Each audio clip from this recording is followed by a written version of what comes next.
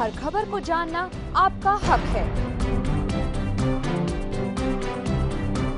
उसे आप तक पहुंचाना हमारा फर्ज। हमारी भरपूर कोशिश रहती है इस रीजन की हर खबर को पहुंचाएं आप तक, निष्पक्षता से, निडरता से, रात दिन।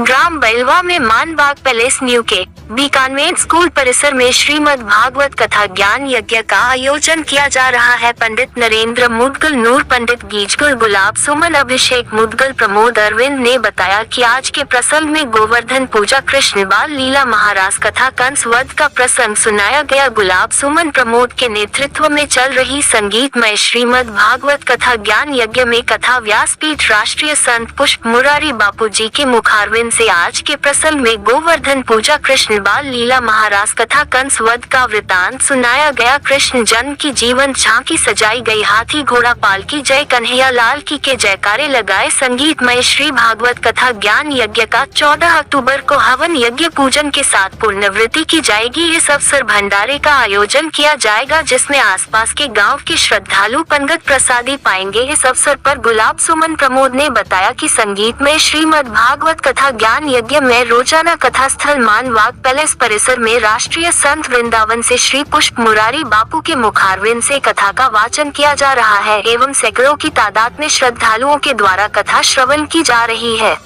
संगीतमय श्रीमद् भागवत कथा ज्ञान में अनेक विधायक, सरपंच, उप सरपंच, पार्षद गण, वार्ड पंच, गणमान्य नागरिक, अधिकारी, कर्मचारी, कार्यकर्ता, सामाजिक कार्यकर्ता एवं सभी समाज बंधुओं ने अपनी भागीदारी निभाते हुए कार्यक्रम में सम्मिलित हो रहे हैं। इस अवसर पर श्री पुष्प मुरारी बापू ने अपने प्रवचन में कहा कि शक्ति पदार्थ है, जग मही कर्महि नर पावत नहीं। इसका चरित्र का अर्थ यह है कि इस जग में सभी तरह के पदार्थ मौजूद हैं, जिसके नसीब में जितना लिखा है उसको उतना ही मिलता है। मानव अपने कर्म से अपने अपने जीवन को सुखी और दुखी करता है। अच्छे कर्म करेगा तो उसका जीवन सदा अच्छा वितरित होगा एवं कर्म अच्छे नहीं करेगा तो उसका जीवन अच्छा व्यतीत नहीं होगा। धर्म की जड़ सदा हरी रहती है। जहाँ भी श्रीमद् भागवत कथा हो वहाँ कथा श्रवण करना चाहिए। श्रीमद् भागवत कथा ज्ञान यज्ञ को सुनने से अपनी और अपने परिवारजन जनों के पाप का नाश होता है और जीवन सुखमय हो जाता है। श्रीमद् भागवत कथा सुनने वाले श्रद्धालुओं को हमेशा मन की शांति मिलती है और उनको सभी पापों से मुक्ति मिल जाती है। जहाँ भी श्रीमद् भागवत कथा ज्ञान यज्ञ होता है वहाँ एवं उसके आसपास का वातावरण शुद्ध एवं धार्मिक हो जाता है एवं श्रीमद् भागवत कथा ज्ञान यज्ञ में भाग लेने वाले श्रद्धालुओं के पाप का नाश होता है। मानव को हमेशा ईश्वर पर विश्वास रखना चाहिए। सांगानेर से ओपी शर्मा की रिपोर्ट।